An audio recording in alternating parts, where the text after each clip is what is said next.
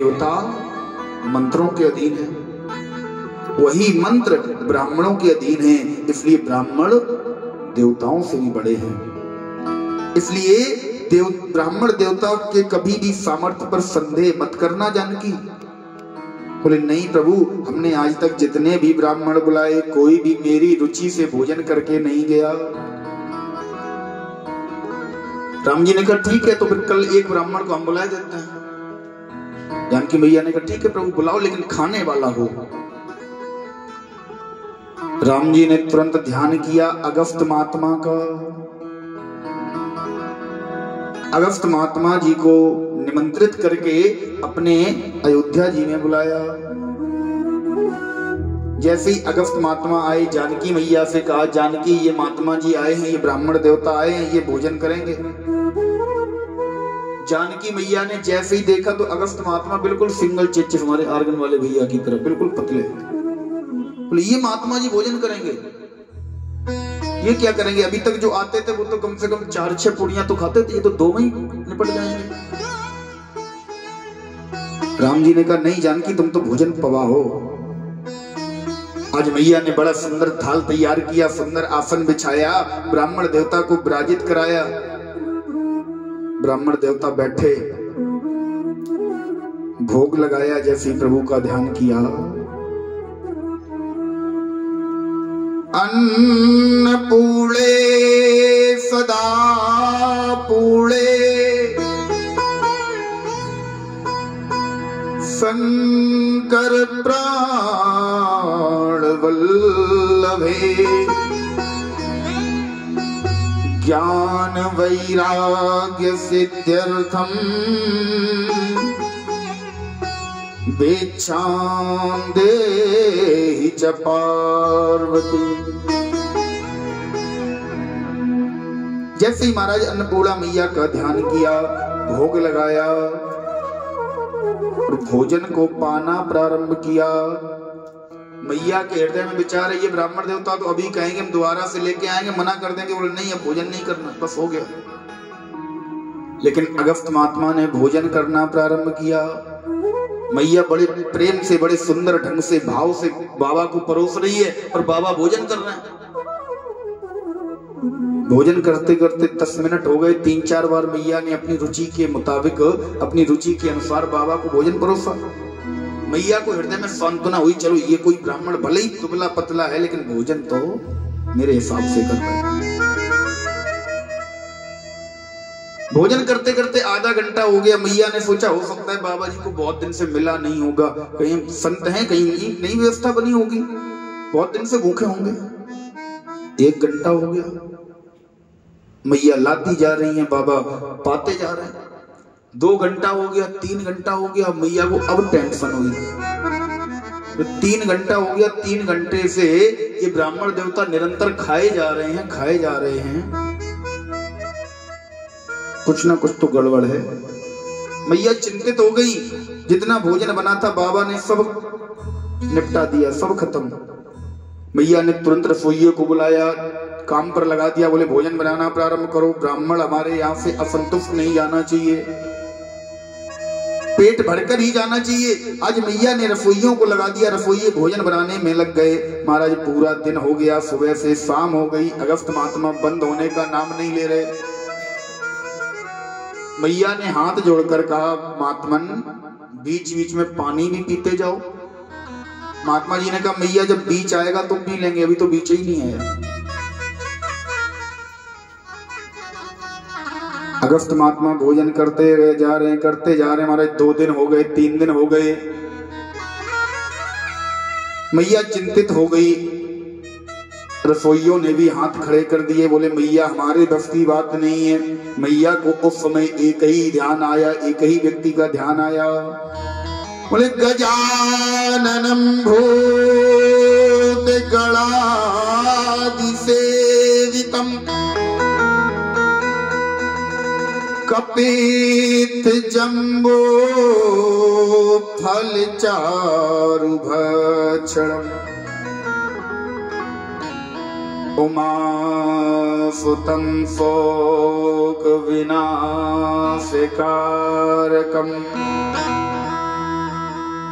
नमामि विघ्नेश्वर पाद पंकज।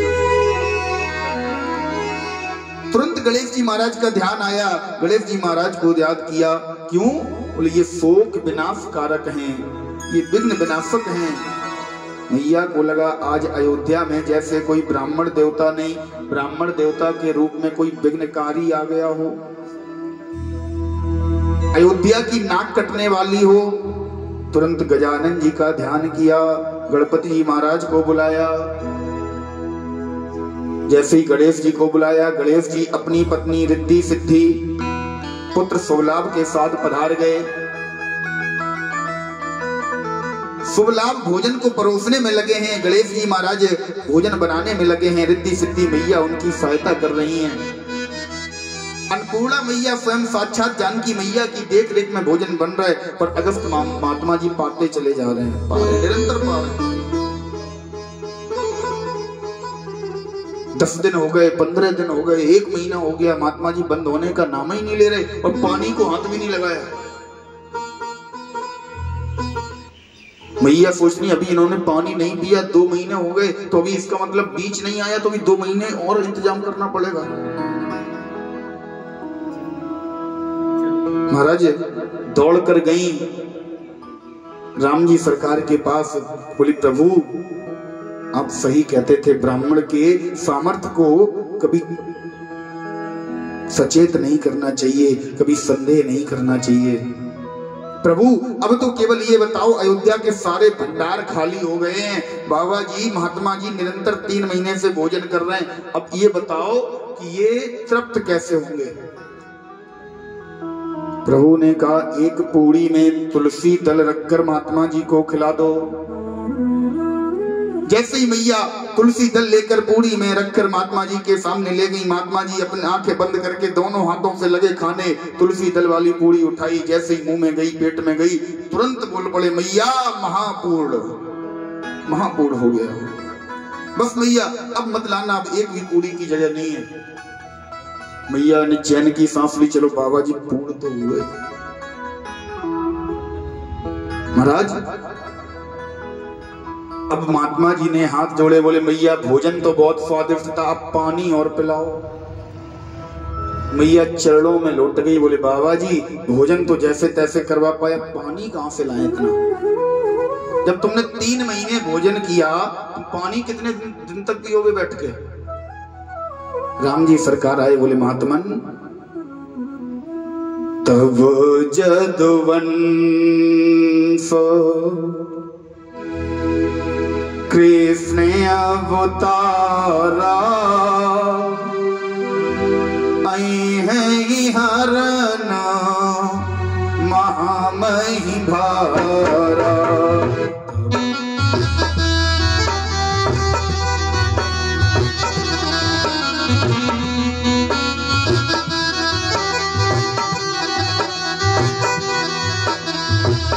तब जदुवंश कृष्ण अवतारा, तब जदुवंश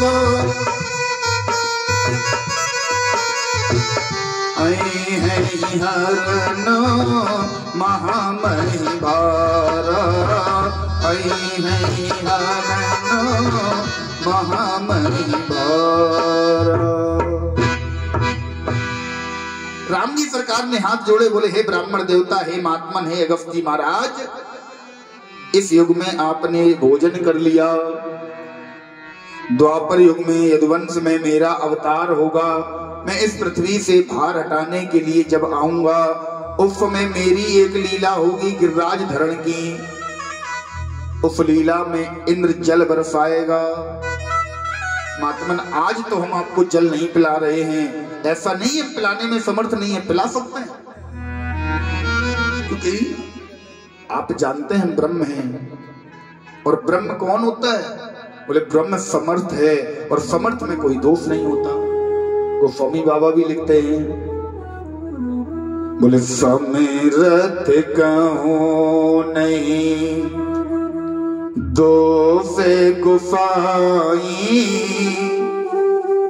रवि पावक सुर सर के नाम। समर्थ कहूं नहीं दोष गुफाई, बोले समर्थ में कोई दोष ही नहीं होता, इसलिए हम समर्थ हैं, हम तुम्हें जल पिला सकते हैं। लेकिन आज अगर हमने तुम्हें जल पिला दिया तो तुम मेरी उस लीला में भाग नहीं ले पाओगे। उस जल को हम कहां ले जाएंगे, वो जल कहां जाएगा, सारा ब्रजमंडल डूब जाएगा। इसलिए महात्मन आप इस युग में भोजन कर लिया, अगले युग में द्वापर युग में हम आपको जल पिलाएंगे। ऐसे ऐसे महात्मा, ऐसे ऐसे संत, ऐसे ऐसे महापुरुष हमारे भारतवर्ष में हुए साहब, जो एक युग में भोजन करते दूसरे युग में जल पीते हैं। ऐसे ऐसे महात्मा हो गए। परीक्षित जी से सुखदेव जी कहते हैं, राजन वही अगस्त जी का तुरंत प्रभु ने ध्यान किया। तुरंत प्रभु ने, जब इंद्र जल बरसा के चला गया, मेघ चले गए, तुरंत प्रभु ने मन ही मन नमो ब्राह्मण देवाय गो ब्राह्मण हिताय च जगद्धिताय कृष्णाय गोविंदाय नमो नमः। तुरंत प्रभु ने जैसे ही अगस्त महात्मा का ध्यान किया, अगस्त महात्मा आए और सारा का सारा जल पी गए। महाराज इंद्र ने जैसे ही इस दृश्य को देखा, इंद्र आया, भगवान से माफी मांगने लगा, भगवान के चरणों में लेट गया, अनेक प्रकार से भगवान की स्तुति करने लगा और एक भगवान को इनके गुणों के, इनके कर्म के आधार पर नाम दिया। भगवान को एक नाम इंद्र ने दिया। वो नाम कौन सा है जानते हैं? गोविंद नाम जो है भगवान का, ये इंद्र के द्वारा दिया हुआ है। बार बार भगवान की स्तुति करने लगा, बार बार कहता है प्रभु से, गोविंद मेरो है, गोपाल मेरो है, गोविंद मेरो है, गोपाल मेरो है, गोविंद मेरो है, गोपाल मेरो है, गोविंद मेरो है, गोपाल मेरो है। मेरे बाटे बिहारे नंदलाल मेरो है, मेरे बाटे बिहारे नंदलाल मेरो है, मेरे बाटे बिहारे नंदलाल मेरो है, मेरे बाटे बिहारे नंदलाल मेरो है। गोविंद मेरो है, गोपाल मेरो है, गोविंद मेरो है, गोपाल मेरो है, गोविंद मेरो है, गोपाल मेरो है, गोविंद मेरो है, गोपाल मेरो है। वो यशोदा को छैया नंदलाल मेरो है, वो यशोदा को छैया नंदलाल मेरो है, वो यशोदा जी को छैया नंदलाल मेरो है, वो यशोदा जी को छैया नंदलाल मेरो है। गोविंद मेरो है, गोपाल मेरो है, गोविंद मेरो है, गोपाल मेरो है, गोविंद मेरो है, गोपाल मेरो है, गोविंद मेरो है, गोपाल मेरो है।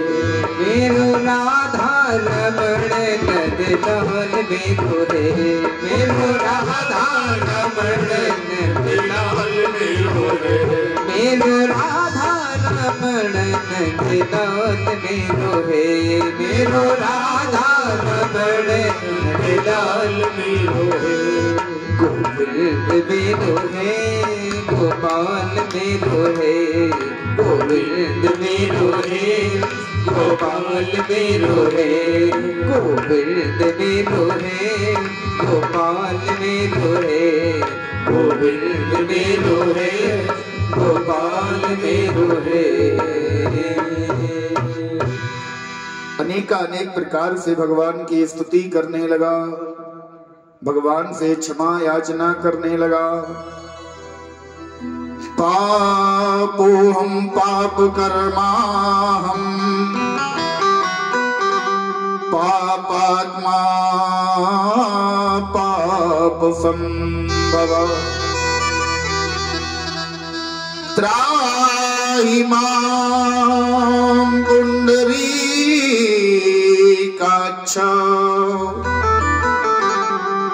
सर्व पाप हरो भव। प्रभु हमसे बहुत बड़ा अपराध हो गया, हमने आप पर संदेह किया, हमें अपना दास जानकर, हमें अपना दास समझकर प्रभु माफ करिए, क्षमा करिए। अनेक प्रकार से भगवान की स्तुति करने के बाद इंद्र अपने धाम को चला जाता है प्रभु उसी लीला में। आगे श्री सुखदेव जी कहते हैं, राजन भगवानामपि च तां रात्रि शरदोत्फुल्ल मल्लिका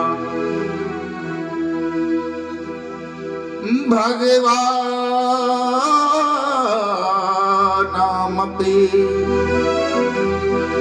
च तां रात्रि शरदोत्फुल्ल मल्लिका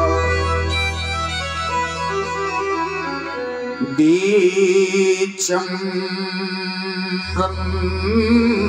रन्दुमनश्चक्रे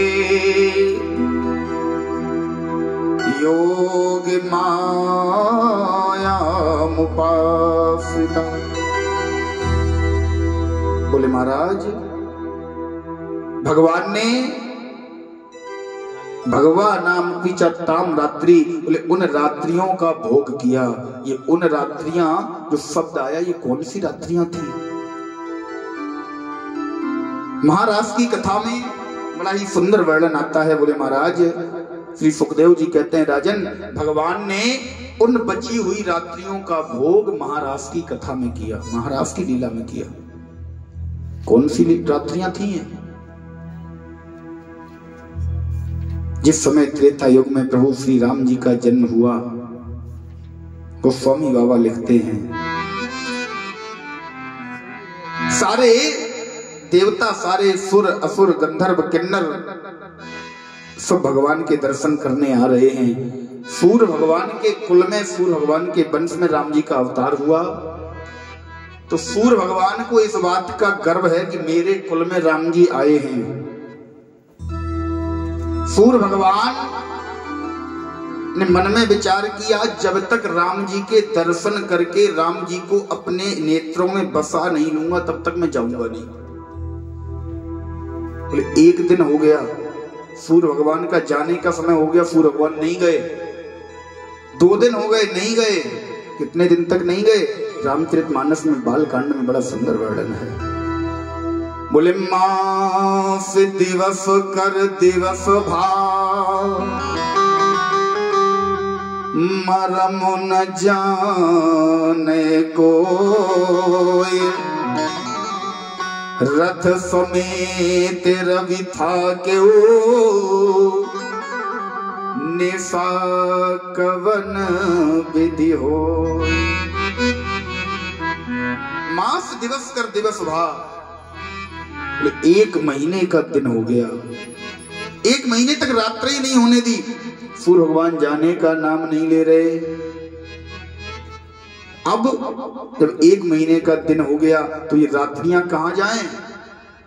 वही 30 रात्रियों का, 1 महीने की रात्रियों का भगवान ने भोग किया महाराज की लीला में। और ये लीला जो महाराज की है, त्रेता युग की ही बची हुई लीला है महाराज। भगवान चित्रकूट में 99 रास कर चुके हैं। राम जी सरकार 99 रास संपूर्ण कर चुके हैं, 100वां रास करने जा रहे हैं। एक व्यक्ति है इंद्र का पुत्र जयंत, जयंत ने जैसे ही प्रभु को देखा, जयंत को लगा, बोले ये रास में जानकी मैया के साथ रास की लीला कर रहे हैं, ये मुझे लगता है ये ब्रह्म नहीं हो सकता, इनकी परीक्षा लूंगा। महाराज जयंत ने उस रास में विघ्न पहुंचा दिया।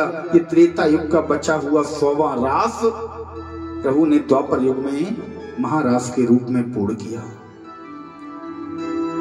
आज जैसे ही वो उचित रात्रियां आई, सरदोत फुल मल्लिका, आज प्रभु ने उठाई अपनी वेणुका। निसम गीतम तदिदं वर्धनम ब्रजश्रिया कृष्ण गीत मानस। निसम्म गीतम, निसम्म गीतों की भांति प्रभु आज अपने अधरों पर सुंदर वेणुका को स्थापित करके वेणुका वादन कर रहे हैं।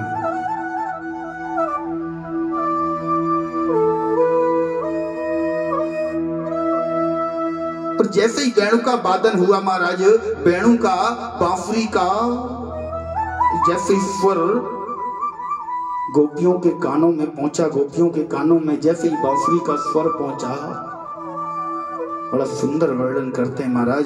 गोपियां मानो बावरी हो गई हों, पागल हो गई हों। आज गोपियां, कोई गोपी कर क्या रही थी? बोले महाराज जिस समय वेणुका वादन हुआ उस समय गोपियों की दशा क्या थी, गोपियां क्या कर रही थी? द्वे हन्त्यो भेउ कश्चिद दोहम हित्वा सुमोत्सका। कोई गोपी दुहन्त्यो अपनी गाय का दोहन कर रही थी, कोई गोपी गाय से दूध निकाल रही थी। महाराज जैसे ही वेणु का वादन सुना, जैसे ही बांसुरी की आवाज सुनी, वहीं बाल्टी छोड़ी, वहीं पात्र छोड़ा, वहीं दूध छोड़ा, भाग खड़ी हुई। बाजी दिखाई बाजी, बाजी सुन धाई है। जिसने भी सुना, कोई गोपी महाराज गऊ का दूध निकाल रही थी, उसने वहीं गऊ को छोड़ दिया। कोई गोपी अपने हाथ से बछड़े को गऊ के पास लेकर जा रही थी, उसने बछड़े को वहीं छोड़ दिया। एक माता के लिए सर्वाधिक प्रिय उसका पुत्र होता है। कोई कोई गोपी महाराज अपनी गोद में लेकर संत्या पतीन कश्चित् आंचलान्ते शिशु भोजना। कोई कोई गोपी अपने पतियों को भोजन करा रही थी। जैसे ही महाराज बांसुरी का स्वर सुनाई दिया, कानों में बांसुरी का स्वर गया, वही थाली छोड़ी, वही भोजन छोड़ा, भाग खड़ी हुई। कोई गोपी अपने बालक को गोद में लेकर महाराज दुग्ध पान करा रही थी, बालक को वहीं पटक दिया, बालक को छोड़कर भाग खड़ी हुई। सारी बांसुरी की आवाज को सुनकर भाग रही। एक स्त्री के लिए उसका श्रृंगार सर्वाधिक महत्वपूर्ण होता है। लिम्पन्त्या आंजने कायम आंजनान्ते निजलोचना। कोई कोई गोपी अपने गालों पर लिंपन कर रही थी, महाराज उपटन लगा रही थी। जैसे ही बांसुरी की आवाज को सुना, वही छोड़ दिया। एक गाल में महाराज लिंपन लगा हुआ है, दूसरे एक हाथ में लगा हुआ है, दूसरे गाल पर लगाने की भी सुध नहीं रही, भाग खड़ी हुई। कोई गोपी काजल लगा रही थी, तो एक आंख में काजल है महाराज, एक आंख में लगा ही नहीं है। जो जिस हालत में थी, और सारी महाराज एक ही भाव बनाते हुए जा रही है। घनश्याम तेरी मुरली पागल कर जाती है। घनश्याम तेरी मुरली पागल कर जाती है। घनश्याम तेरी मुरली पागल कर जाती है। घनश्याम तेरी मुरली पागल कर जाती है। घनश्याम तेरी मुरली पागल कर जाती है। मुस्कान तेरी मोहन घायल कर जाती है। मुस्कान तेरी मोहन घायल कर जाती है। घनश्याम तेरी मुरली पागल कर जाती है। घनश्याम तेरी मुरली पागल कर जाती है। घनश्याम तेरी मुरली पागल कर जाती है। घनश्याम तेरी मुरली पागल कर जाती है। मुस्कान तेरी मोहन कितना तड़पाती है। मुस्कान तेरी मोहन कितना तड़पाती है।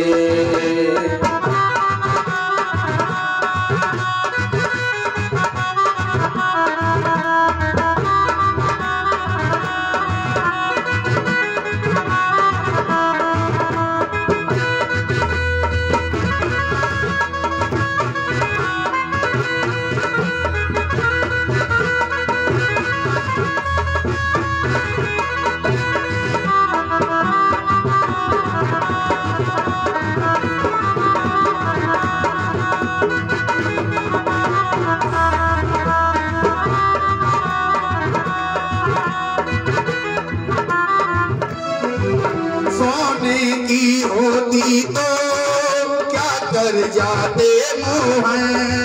सोने के होती तो क्या कर जाती मोहन। सोने की होती तो क्या कर जाती मोहन। सोने की होती तो क्या कर जाती मोहन। ये बांस की होकर भी, ये बांस की होकर भी कितना चिल्लाती है। ये बांस की होकर भी कितना चिल्लाती है। घनश्याम तेरी मुरली पागल कर जाती है। घनश्याम तेरी मुरली पागल कर जाती है।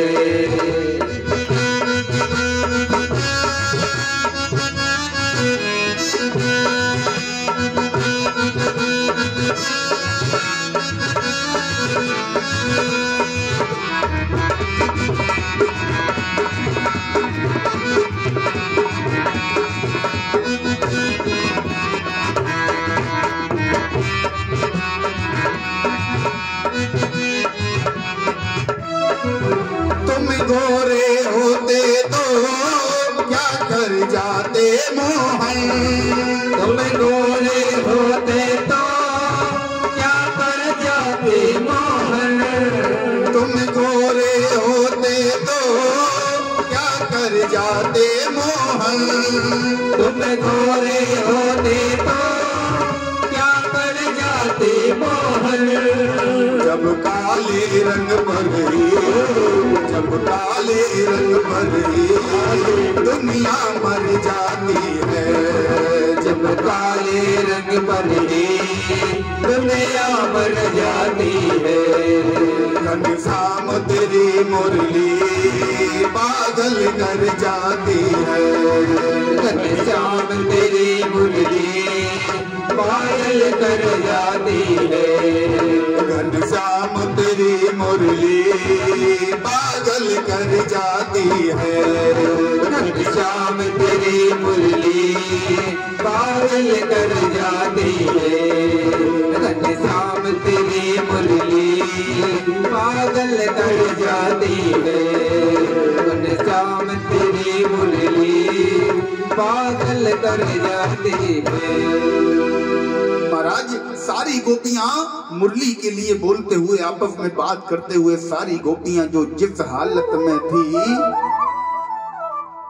जिस अवस्था में, जिस हालत में बैठी थी महाराज, एक माता के लिए अपने बालक से महत्वपूर्ण, पति से महत्वपूर्ण कुछ नहीं होता। बालकों को छोड़कर, पतियों को छोड़कर एक स्त्री के लिए उसके श्रृंगार से, उसके मेकअप से ज्यादा महत्वपूर्ण कुछ नहीं होता। सब छोड़कर जो जिस अवस्था में है, किसी के घर वालों ने, पतियों ने अगर जाने नहीं दिया ना, निकलने नहीं दिया, तो महाराज गोपियां जाने का प्रयास करती हैं। घर वालों ने बाहर से दरवाजा बंद कर दिया, निकलने नहीं दिया, तो महाराज ऐसी ऐसी गोपियां हैं जो अपनी देह को छोड़कर, उसी बंद कमरे में अपनी देह को छोड़कर निकल गई, अपने प्राणों का त्याग करके अपनी जीवात्मा को वहां कन्हैया के पास, परमात्मा के पास पहुंचा रही हैं। महाराज जैसे ही बंसी बजी, जैसे ही बांसुरी बजी, सारी गोपियां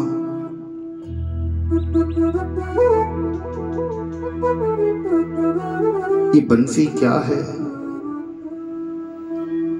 कोई कहता है महाराज ये बंसी गुरु है, जो एक जीवात्मा को परमात्मा के पास बुलाने का कार्य कर रही है। एक गोपी कहती है महाराज ये जो बंसी है ना, इतना सुंदर भाव देती है गोपी। बोले महाराज ये बंसी कन्हैया से बहुत सेवा करवाती है। ये बंसी जब ये थक जाती है ना, तो ये कन्हैया से कहती है कन्हैया मुझे लेटना है, मुझे विश्राम करना है। कन्हैया अपनी छोटी छोटी सुंदर हथेलियों का, सुंदर हाथों का एक पलंग बिछा देता है, ये बंसी उस पर लेट जाती है। सिरहाने लगाने के लिए कन्हैया अपने अधरों का तकिया ऐसे दे देता है, अधरों का तकिया रखती है। फिर भी इस बंसी को, इस निर्दयी बंसी को फिर भी चैन नहीं है। फिर ये बंसी इतने में भी शांत नहीं रहती। बोली कन्हैया अब मेरी देह में दर्द है, अब मेरा शरीर दुख रहा है। कन्हैया अपनी छोटी छोटी अंगुलियों से इस बंसी की देह को दबाता है, इतना ये कन्हैया से काम करवाती है। कन्हैया की नाक में पहना हुआ नुपुर, महाराज पहना हुआ हीरा सुंदर मानो इसके ऊपर चवर डुलाता है। इस बंसी के सर के ऊपर जब झूलता है ना, तो ये लगता है जैसे कन्हैया इसके ऊपर चवर डुला रहा हो। सारी गोपियां एकत्र होकर, कुछ देह के साथ, कुछ बिना देह के, कुछ आत्मा के रूप में, सारी गोपियां जिस समय पहुंची कन्हैया के पास, स्वागतम वो महाभागा प्रियम किम करवाणि वे। स्वागतम वो महाभागा प्रियम किम करवाणि वे। हे गोपियों, तुम्हारा सबका स्वागत है, लेकिन एक बात बताओ, प्रियम किम करवाणि वे, तुम सब यहाँ पर करने क्या आई हो? सारी गोपियां कहती हैं प्रभु हम आपकी बंसी को सुनते हुए चले आए। आपकी बंसी जिस समय बजी, प्रभु ने कहा इस अवस्था में, इस हालत में, तुम्हारी हालत बता रही, किसी के एक हाथ में उपटन लगा है, किसी के एक गाल में उपटन लगा है, किसी के वस्त्र महाराज अस्त व्यस्त हैं, कोई किसी हालत में है, इस अवस्था में चली आई।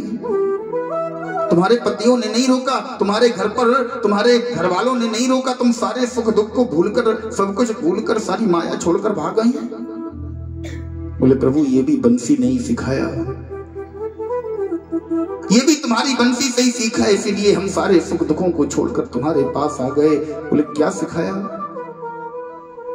दुख दर्दों को सहना बंसी ने सिखाया है, इसके छेद है सीने में फिर भी मुस्कुराती है, प्रभु हम तुम्हारी बंसी को सुनने के बाद रुक नहीं पाए, हम दौड़े चले आए। प्रभु ने आज गोपियों को दिव्य ज्ञान दिया। बोले गोपियों, तुम अपने पति की आज्ञा न मानकर मुझे मेरे पास आई हो। अगर तुम जीवात्मा के स्वरूप में मुझ परमात्मा के पास आई हो तो पतियों गोपियों एक बात ध्यान रखना,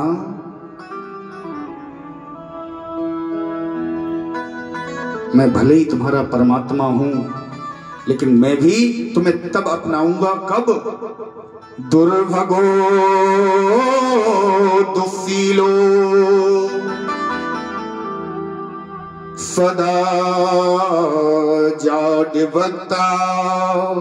बोले तुम्हारा पति चाहे दुर्भगा हो, दुशील हो, चाहे जैसा भी हो, एक ही धर्म एक व्रत नेमा। तुम्हारा एक धर्म होना चाहिए, एक तुम्हारा व्रत होना चाहिए। मन क्रम वचन पति पद प्रेमा। केवल तुम्हें अपने पति के चरणों में प्रीत रखनी चाहिए। क्यों? बोले कोई भगवान नहीं, कोई देवता नहीं, कोई संत नहीं, कोई साधु नहीं, कोई महात्मा नहीं। पति ही देवता, पति ही ईश्वर, पति ही है भगवान। पति बिन सूना है संसार।